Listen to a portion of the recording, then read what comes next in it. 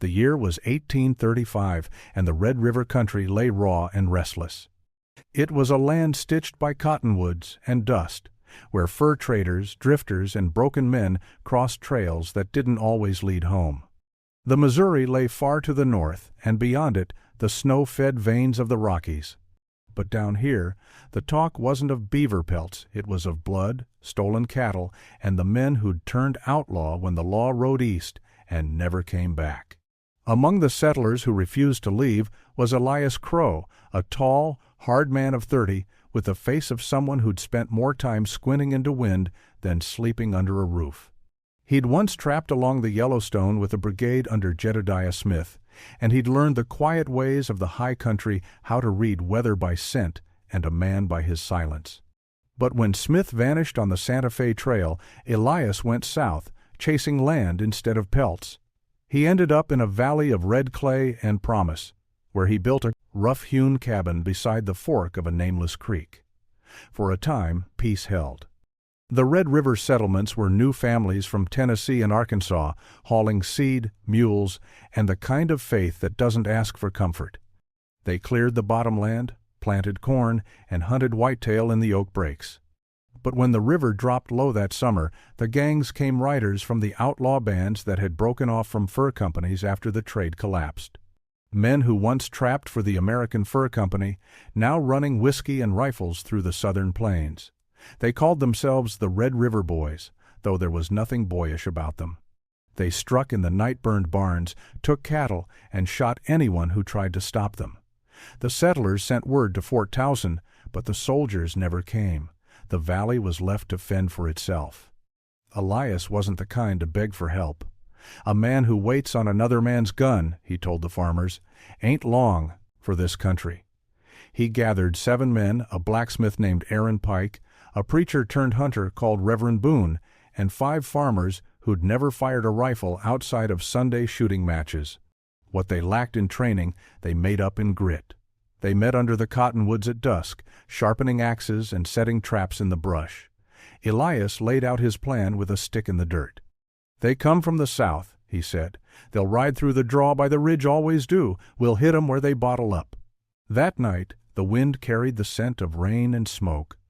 By dawn, 10 riders crested the ridge, wearing wolf hides and Mexican sabers. The Red River Boys came laughing, not knowing half the valley had vanished into the timberline with loaded muskets. The first shot cracked like a whip. A horse screamed and went down, sending its rider tumbling. Elias stepped from the brush, long rifle steady, eyes cold as stone. The fight that followed wasn't a battle, it was an eruption of survival.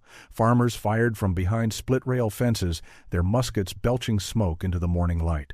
The outlaws charged twice and fell back twice more, leaving bodies scattered among the thorn brush. When the smoke cleared, the ground stank of powder and sweat. 7 outlaws lay dead, the rest vanished into the hills. Elias took a round through his shoulder, but he stayed upright till it was done. They buried the dead in shallow graves and marked them with nothing but river stones. By noon, the valley was quiet again. Reverend Boone walked among the bodies, hat in hand. "You think they'll come back?" he asked. Elias spit blood and looked to the ridgeline. "Maybe," he said. "But next time, they'll remember what men can do when the world forgets 'em." That fight, never recorded in the army logs, never written in the ledgers of the fur trade, became known among trappers and settlers as the Battle of Red River Hollow. It wasn't fought by soldiers or scouts, but by men who had nothing left but the land they'd built and the courage to stand on it. In time, the story faded, swallowed by bigger wars and newer names. But the valley still holds the bones, and the wind still carries the smell of smoke where Elias Crowe once stood his ground. Winter fell hard across the valley that year. The kind of cold that bites through hide and bone, where a man's breath turns to frost before it hits the ground. The river slowed to a crawl, crusted with ice along the bends, and the cottonwoods stood like ghosts against a pewter sky. For a while, peace held the kind of uneasy stillness that only comes after blood's been spilled. Elias Crowe's wound healed ragged, leaving a scar that pulled when he lifted his arm, but he never stopped working. He split wood, mended fences, and kept watch from the ridge when the moon rose. "The world don't stay quiet long," he used to say. Not out here. He was right. In January of 1836, word came from a trader named Lucien Dufresne, who ran a post upriver near the Chickasaw line. He arrived on a mule, frost-bitten and half-starved, with eyes that had seen too much. "They're back," he told Elias, voice raw as gravel. "The Red River boys. But they ain't just a handful now, there's near 30 of 'em. New rifles. New leader, too, calls himself Tate Kincannon." Elias knew that name. Kincannon had once trapped for the Rocky Mountain Fur Company, rode with William Sublet's men before turning renegade when the trade soured. Rumor had it he'd scalped a Pawnee chief for bounty and murdered his own partner for pelts. "If Kincannon's come south," Elias said, "he's not looking for trade, he's looking for payback." That night, the settlers met again in Boone's barn. The air was thick with pipe smoke and fear. Aaron Pike hammered his fist on the table. "We can't fight 30 men, Eli. Not with squirrel, guns, and pitchforks." Elias leaned on his rifle, silent for a long while. "Maybe not," he said finally. "But this land don't belong to them, and I'll be damned if I hand it over." He pointed at the map scratched into the dirt. "We'll make the ground itself fight for us." Over the next 2 weeks, they turned the valley into a trap. Men dug pits along the ridge road, camouflaged with brush. The women melted lead for bullets and tore linen for bandages. Even the preacher's sons carried powder horns. Every night, Elias rode the perimeter with his old hunting partner, Caleb Boone, checking snares and tracks. Once, they found boot prints near the creek, too many to count. "They're scouting us," Caleb muttered. Elias knelt, fingers brushing the frozen mud. "Then let 'em," he said. "Let 'em think we're waiting scared." By mid-February, the valley had gone silent. Not even the coyotes howled. The settlers knew what that meant. Danger moving in, the dark. It came 3 nights later. Snow began to fall just after sundown slow, heavy flakes that muffled sound and turned the world to gray. From his post above the creek, Elias saw movement riders slipping between the trees, their shapes faint against the white. The Red River boys had come. He gave the signal an owl's cry, twice repeated, and the valley woke like a sleeping bear. Muskets flared from behind stacked woodpiles. The first outlaw fell without a sound. Then came the shouting, the thunder of hooves, the crack of rifles echoing off frozen ridges. Elias and Caleb held the north line, firing into the chaos. The air stank of sulfur and smoke.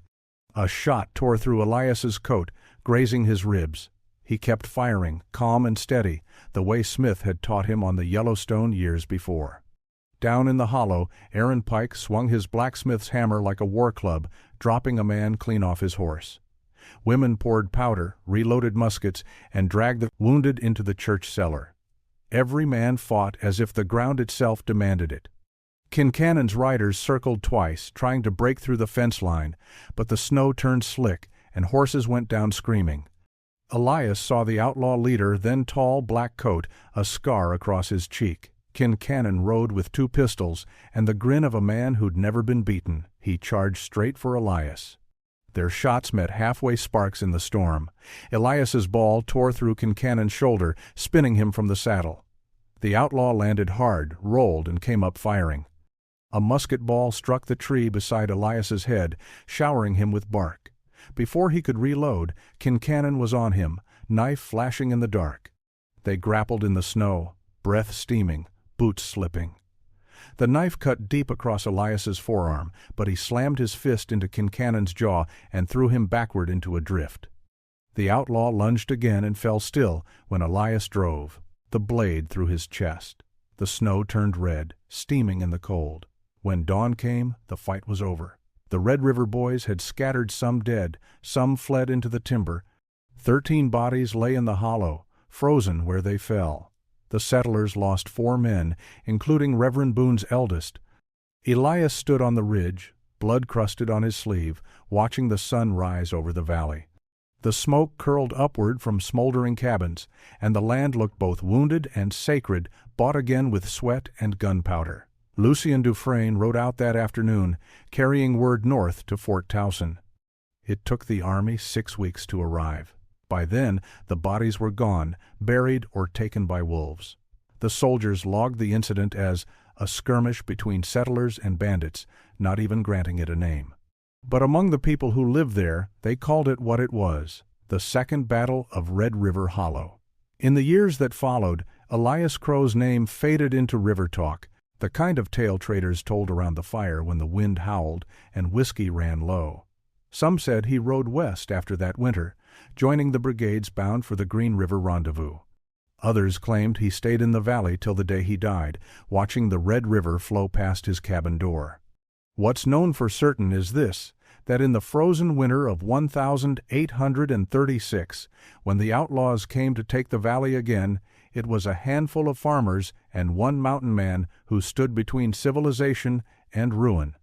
And when the smoke cleared, it was not the strong who owned the land but the steadfast. Spring came late to the Red River country. Snowmelt filled the gullies, turning the clay to red mire. What the settlers rebuilt that March stood on scorched ground cabins patched with bark, fences hammered from old wagon wheels. Life, stubborn as sagebrush, began again. But Elias Crowe was not the same man who had fought that winter. His arm never healed right, and the deep cut on his forearm turned white and ropey. He could still shoot, but the wound ached in rain and when he worked the plow. What weighed heavier was the silence, the faces of the men who hadn't seen the dawn. Reverend Boone's boy, Aaron Pike's brother. Folks still called Elias a hero, but he'd seen too much to wear that word easy. By the time the cottonwoods leafed out, the restlessness had set in. He spent more time at the edge of the valley than in his cabin, riding the high ridges and looking west. Caleb Boone noticed it. "You're fixin' to leave," he said one evening while they watched the sunset bleed into the plains. Elias didn't answer right off. "Ain't leavin' out of want," he said finally. "Just feels like something's pullin' me. West of here. Toward the high country." He'd heard rumors from a passing trader talk of a new company pushing through the Green River country, trapping along the Wind River Range, where the beaver were still thick and the mountains rose sharp as hatchets. The trader spoke of men like Jim Bridger, Thomas Fitzpatrick, and Kit Carson, all heading back into the wild country the world was already forgetting. The thought stirred something old in Elias, that hunger for open land and clean rivers, the kind that never leaves a mountain man's blood. So in the spring of 1837, he packed what little he had left: his Hawken rifle, a green wool blanket, a belt knife worn thin, and the Bible Boone had given him. He sold the cabin to Aaron Pike for $50 and a mare, said his quiet goodbyes, and rode north. The trail was long and mean. He followed the Canadian River west, then crossed into the Staked Plains, where the wind never slept. He traveled light, trapping for food, trading hides with Comanche bands when he could, always moving toward the faint promise of mountains. By summer, the land began to lift and fold ridges, giving way to pine, and the air turning thin and sharp. In the South Pass country, he found what he'd been chasing: a camp of trappers bound for the annual rendezvous on Green River. They were a rough lot, wearing skins patched from a dozen beasts, faces weathered as bark. Among them was a man Elias had heard of but never met: Kit Carson himself. Carson was younger than Elias expected, small and quiet, with a look that said he'd seen both the best and worst of men. Around the fire that night they shared coffee and talk of the old days of Jedediah Smith's death, of the end of the big trade, and the new maps being drawn from the Rockies to California. "You fought down in the Red River country, didn't you?" Carson asked. Elias nodded. "Aye, not the kind of fight they'll write about." Carson smiled faintly. "Those never are." For a while, Elias thought he'd stay. The trappers offered him a place in their brigade, good pay, steady work. But as the days passed, he found no peace in it. The mountains filled his lungs, but not his soul. He kept seeing the valley in his dreams, the snow, the gunfire, Kincannon's face in the dark. By autumn, when the rendezvous broke up, Elias rode north alone. He followed the Wind River into country few white men had seen, where the ridges cut the clouds and the elk roamed in herds that shook the ground. He built a lean-to near a cold spring, trapped a little, hunted a little, and spent long nights by the fire, writing short notes in a battered journal, his only company. That winter was brutal. The cold came down like a hammer, and snow buried his camp to the eaves. He lost his horse to wolves, his traps to ice. When the provisions ran out, he lived on boiled bark and thin broth made from bones. He wrote less after that, his words turning spare and sharp. Snow 6 feet deep, firewood gone, the wind never quits. Dreamed of home, the creek, and the sound of hammers. Woke to silence. In February, a band of Shoshone hunters found him half-starved but alive. They took him in, fed him, and listened to his stories around the fire. Among them was a boy of 15 named Tawan, who would later tell traders of the white trapper who spoke softly and looked always to the east. By spring, Elias was strong enough to travel. He left the Shoshone camp with nothing but his rifle and that same journal. He told Tawan he meant to follow the river east to see the Green Valley one more time. No one ever saw him again. Years later, in 1842, a surveyor working for the American Fur Company found an old lean-to near the upper Green River. Inside lay a few rusted traps, a weathered Bible, and a journal wrapped in oiled cloth. The final page read, "The land remembers, even when men do not. If my bones lie here, let the wind keep them company." The surveyor carried that journal back to St. Louis. Historians never paid it much mind, one more relic from a dying breed. But among the trappers, Elias Crowe's story spread like fire through dry grass. They called him the Sentinel of Red River, the man who stood when no one else would.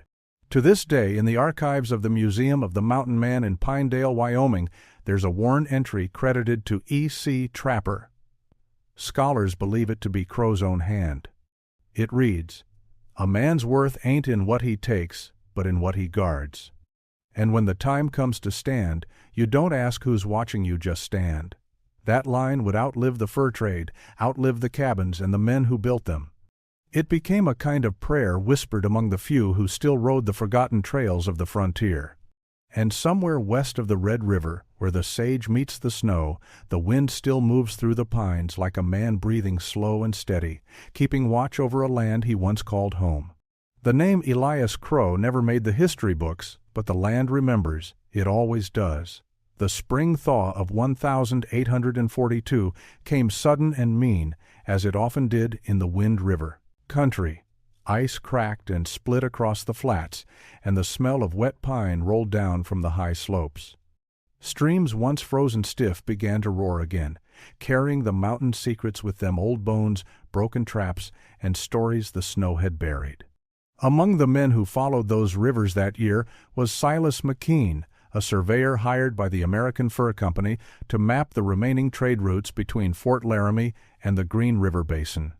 He was no greenhorn, 40 years old, rail-thin, with a long scar running from his temple to his jaw, courtesy of a Blackfoot arrow some 10 winters earlier.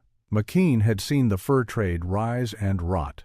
He'd watched fortunes built on beaver pelts turn to dust as silk hats replaced felt back east. But he wasn't ready to let the frontier go quiet. "Every map's a tombstone," he used to say, marking where wild land used to breathe.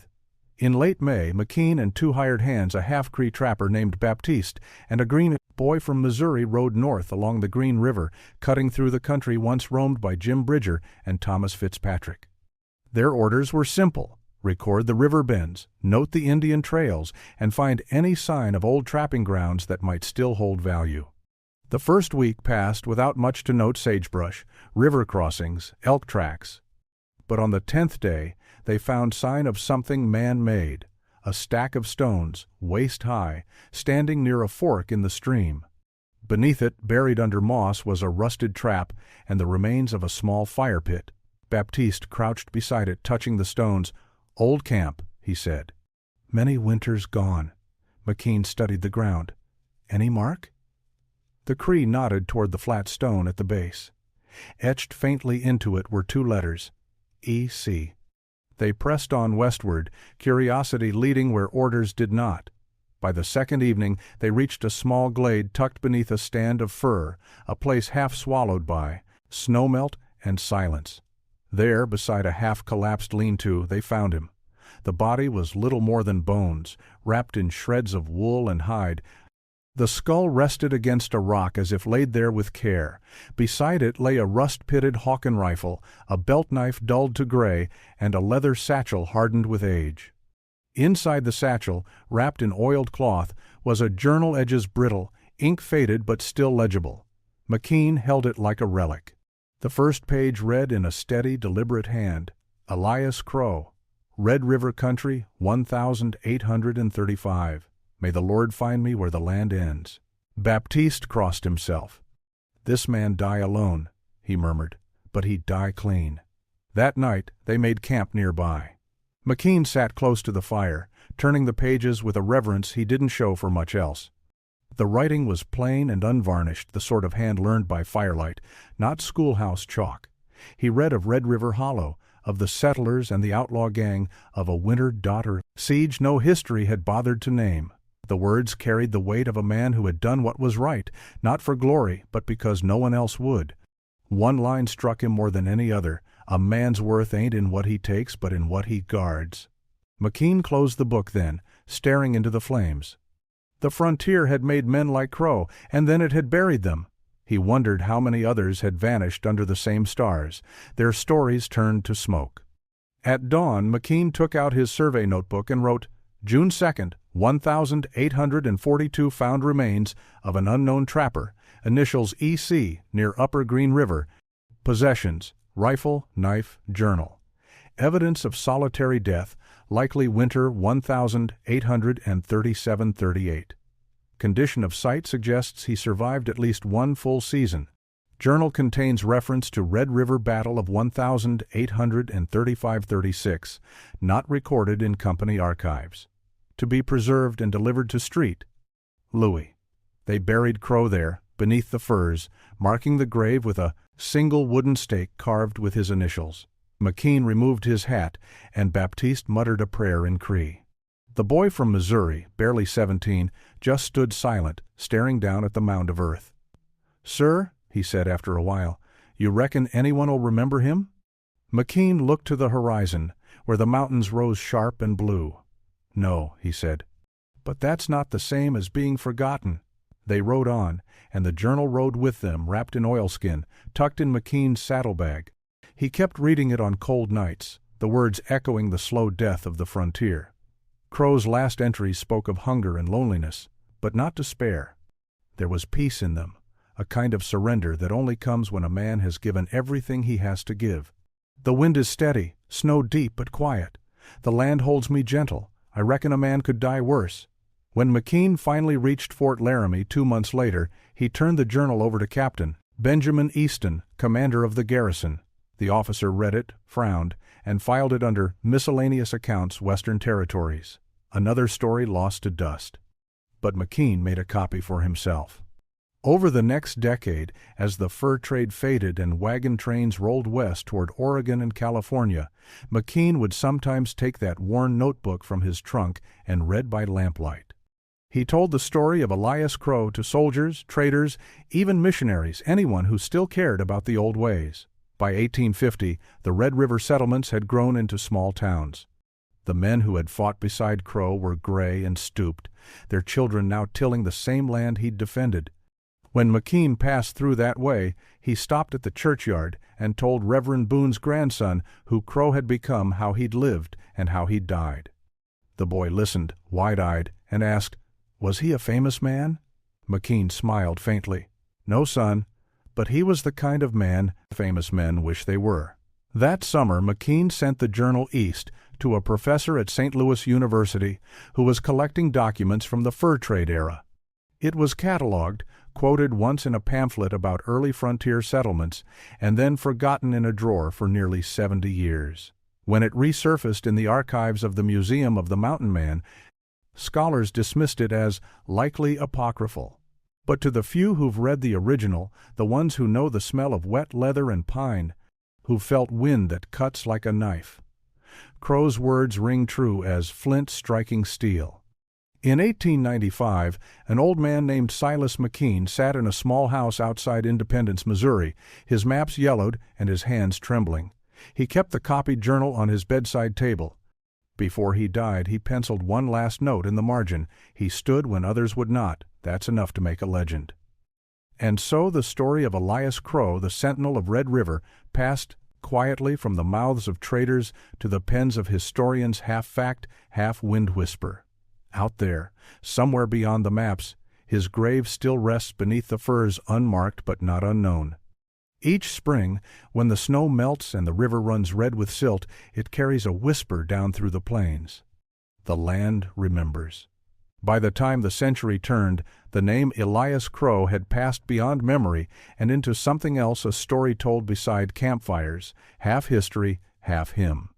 The fur trade was long dead by then. The beaver streams had emptied, the rendezvous were only echoes in the mountains, and the land Crowe once bled for now bore fences and towns with names he'd never heard. But somehow, the story of the man from Red River refused to die. It started, as legends often do, with a traveler and a long winter night. In 1863, a detachment of Union soldiers camped near the Cimarron River, escorting settlers westward toward the Colorado Territory. Among the column was a grizzled scout named Caleb Boone, Jr., grandson of Reverend Boone, the same preacher whose son had fallen at the Second Battle of Red River Hollow. The younger Boone carried a family tale like a badge of honor. Around the fire, while snow drifted down like ashes, he told it again how a quiet mountain man named Elias Crowe led a handful of farmers against 30 killers, and how he vanished into the high country afterward. The soldiers listened, half skeptical, half spellbound. One of them, a corporal from Illinois, later wrote in his letter home, "We met a scout who told us of a man who stood alone when there was no law west of the river. Said he fought off a band of thieves and gave the land back to its people. They call him the Sentinel." That was the first known mention of the name, the Sentinel of Red River. Within a few years, the story spread along the wagon trails and saloons. Teamsters swapped versions of it across Kansas. Trappers still clinging to the upper Missouri country repeated it to greenhorns just to see their eyes go wide. Some swore Crowe's ghost guarded travelers lost in snowstorms. Others said he'd been seen riding the ridge above Red River on moonless nights, rifle in hand, keeping watch. Each retelling bent the truth a little further. In one, he faced 50 outlaws alone. In another, he rescued a family from a burning cabin. By 1870, dime novelists out of Street, Louis were already printing cheap paperbacks with titles like The Sentinel of the Plains and Elias Crowe, the Frontier Avenger. The real man, quiet, tired, and human, was gone. But in his place stood a figure larger than life, a symbol of the kind of courage America wanted to believe in during its long, restless march westward. Still, amid all the exaggeration, something true endured. In 1874, a surveyor's team rediscovered the Red River Valley. Among them was an old trapper named Josiah Green, who had once wintered near the Wind River. He found the locals still spoke of Crowe not as a ghost or myth, but as a man. "They say he built this place on his back," Green wrote in his journal. "That he left blood in the clay and hope in the hearts of those who stayed. The old folks call him a blessing, the young ones call him a story. I reckon both are right." The government never recognized Red River Hollow as a historic site. There were no plaques, no monuments, but the settlers kept the graves tended, and each spring, when the river rose red with silt, the families left wildflowers by the old cottonwood where the first battle began. No one needed to be told why. In 1895, the same year Silas McKean died, a young historian named Edmund Glass, fresh from Harvard and full of the romantic fire of the age, stumbled across Crowe's original journal in a St. Louis archive. He published excerpts of it in the Rocky Mountain Fur Trade Journal, calling it a rare glimpse into the moral soul of the frontier. The article didn't make much noise among scholars, but it struck a chord with common folk. Newspapers picked it up. School teachers read it to their students. The Sentinel of Red River became a parable of endurance, a tale of an ordinary man standing against chaos and carving order from the wilderness. By the early 1900s, the story was taught in frontier schools from Wyoming to Arkansas. One teacher in Oklahoma wrote in her diary, "When I tell my pupils of Elias Crowe, I see their little backs straighten." They learn that bravery isn't in seeking war, but in facing it when it comes to your door. For all that, few knew how close they came to losing the truth entirely. Many of the original records, McKean's notes, Boone's letters, even the marked grave beneath the firs were nearly destroyed in the 1911 St. Louis archive fire. Only Crowe's journal survived, singed at the edges, as if the story itself refused to burn. As the modern age crept in trains, telegraphs, machines, the legend of the Sentinel changed again. During the First World War, soldiers from the plains carried his story overseas, retold in trenches under foreign skies. They spoke of the mountain man who never backed down, who fought not for glory, but for the land and people who could not fight for themselves. In one letter from a Kansas private to his mother, dated 1918, he wrote, "We had a man hit bad, and the captain told us, 'Remember Elias Crowe, stand your ground.'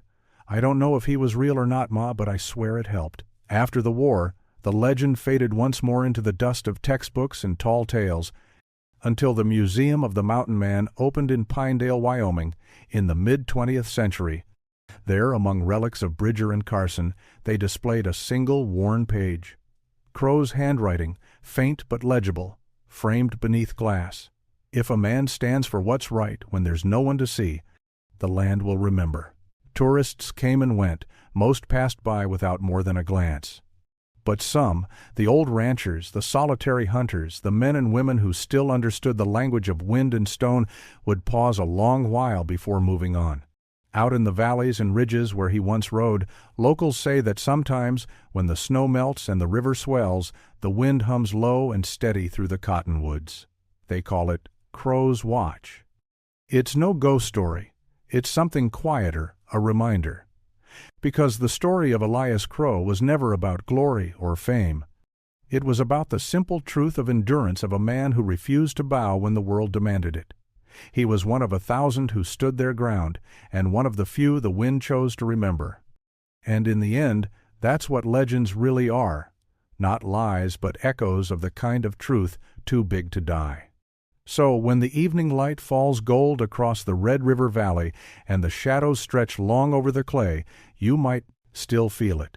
That quiet sense that someone, somewhere, is keeping watch. The land remembers. Always.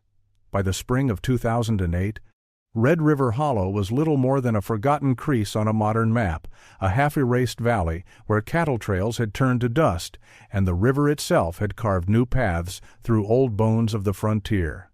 To most, it was nothing but badland pasture between the New Mexico line and the Cimarron Hills. But to one man, it was the end of a lifelong question. Dr. Samuel Hargrove, professor of Western history at the University of Wyoming, had spent 20 years chasing a ghost, the truth behind the Sentinel of Red River. He had read every letter, every journal, every contradictory account. He'd walked through St. Louis archives, the Library of Congress, even the burned-out remains of the Boone family homestead in Arkansas. Every lead pointed to the same conclusion. Elias Crowe had lived, had fought, and had vanished somewhere near the headwaters of Red River around 1837, but no one had ever found where, until a storm cracked open the valley. That March, torrential rains tore through the plains, flooding dry creek beds that hadn't run in a century. When the water receded, a ranch hand named Luke Porter found something jutting from the newly exposed soil, a length of rusted iron, curved and weather-worn. Thinking it a piece of an old wagon, he tossed it in his truck bed. It wasn't until a local historian visiting the ranch recognized the pattern etched faintly along the barrel that anyone realized what it was. A Hawken rifle, the kind carried by trappers and mountain men between 1820 and 1840. Stamped faintly near the lock plate, just visible beneath corrosion, were the initials, E.C. When Hargrove received the call, he drove through the night, 30 hours straight, from Laramie to Red River Hollow. "I remember stepping out of that truck," he'd later tell the Rocky Mountain Fur Trade Journal, "and feeling like I'd walked into someone else's memory." The hollow lay quiet, rimmed with cottonwoods and scattered chokecherry bushes, the air heavy with the smell of damp earth. He knelt beside the riverbank where Porter had found the rifle, fingers trembling, tracing the faint letters in the metal. It wasn't proof yet, not by academic standards, but in his gut. He knew this was Crowe's ground. For weeks afterward, he and his team combed the area with ground-penetrating radar and shovels, cataloging every shard of metal, every nail, every fragment of pottery. Beneath 2 feet of compacted soil, they uncovered foundation stones, charred remains of a cabin, and near what had once been a doorway, the corroded buckle of a powder belt. In a small cedar box buried near the hearth, wrapped in oilcloth blackened by age, lay a folded scrap of parchment. The ink had bled from moisture and time, but 3 lines remained clear enough to read. If the river runs red, it is the land. Remembering. Hold fast. Do right. The rest is wind. E.C. Hargrove closed the box and didn't speak for a long time. It took nearly 3 years for the discovery to move from rumor to recognition. The Museum of the Mountain Man in Pinedale confirmed the rifle's origin. The metal composition and stock design matched known street.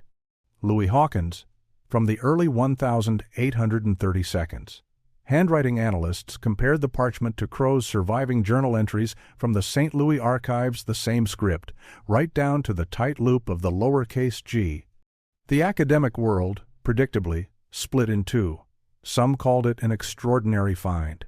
Others dismissed it as another frontier forgery, noting how many such discoveries had surfaced in the early 1900s to fuel folklore. But in Red River Hollow, the locals didn't need convincing. To them, Elias Crowe had never been myth, just memory. The ranch families who'd worked that land for generations began calling the flood the Sentinel's Return. They built a small wooden marker on the ridge above the river, painted by hand. Elias Crowe, trapper, farmer, defender of the valley, may the wind stand watch. It wasn't fancy, but it felt right. Each spring thereafter, school children from nearby towns would visit on field trips, carrying flowers to lay by the marker. Teachers would read from the Journal of Elias Crowe his words about loneliness, faith, and the hard-won honor of surviving the wilderness. And somehow, in that quiet valley, history didn't feel distant. It breathed. Dr. Hargrove's paper, The Sentinel of Red River, Fact and Frontier Memory, was published in 2012.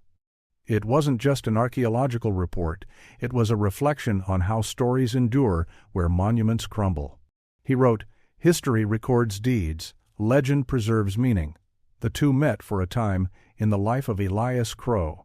The paper won the Rocky Mountain Heritage Award, but Hargrove refused to claim the spotlight.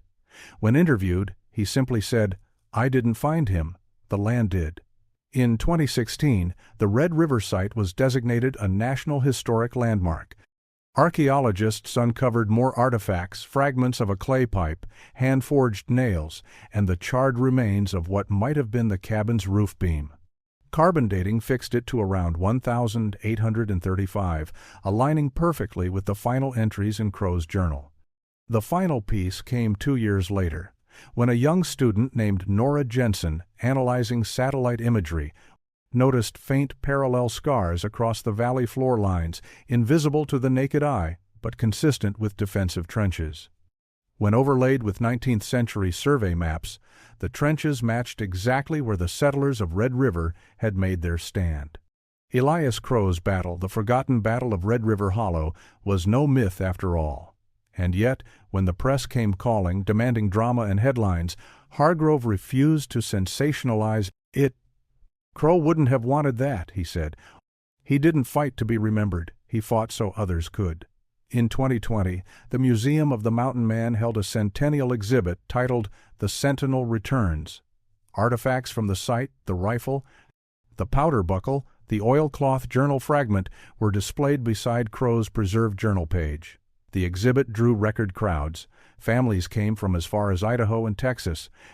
Veterans stood quietly before the glass case, hats over hearts, and through it all, one thing became clear. The legend had come full circle. History had finally met its ghost. Today, the Red River site remains open to the public. There's no grand visitor center, no paved road, just a small dirt trail leading down to the river and a simple bronze plaque that reads, Elias Crowe, 1804, 1837, trapper, farmer, defender of the Red River Valley. He asked for no monument, only that the land remember. When the wind shifts in late afternoon, the cottonwoods along the ridge whisper low, like pages turning in a forgotten book. Locals still call it Crow's Watch. Some swear they hear a voice in it, not words, exactly, but the steady hum of someone still standing guard. Dr. Hargrove visits once a year, always at dawn. He sets a tin cup of coffee on the marker and sits in silence, eyes fixed on the river that runs red in the morning light. "It's not about myth," he once said in an interview. "It's about endurance. The land keeps the memory better than we ever could." And maybe that's the final truth of it, not that Elias Crowe was the last of the mountain men or the first of the settlers, but that he was a bridge between what was wild and what was coming, the man who faced both worlds and bowed to neither. So when the plains wind moves through Red River Hollow low, patient, eternal, it carries the same sound it did 2 centuries ago, the whisper of a man who stood his ground, and the promise that courage, once given to the land, never dies. The sentinel still stands, the wind remembers, and the story endures. When the snow melts on the Red River Plain, the first thing to surface isn't always grass. Sometimes it's memory. A rusted horseshoe, a bit of charred stone, the edge of a broken rifle stock, all small pieces of a life lived hard and long ago. But for those who still call this valley home, these fragments are not relics. They are reminders. And among those keepers of memory stands Caleb Porter, great-great-grandson of the ranch hand who first found Elias Crowe's rifle after the flood of 2008. Caleb is not a historian. He's a quiet man who wears mud-stained boots and carries the same calloused look as his forebears.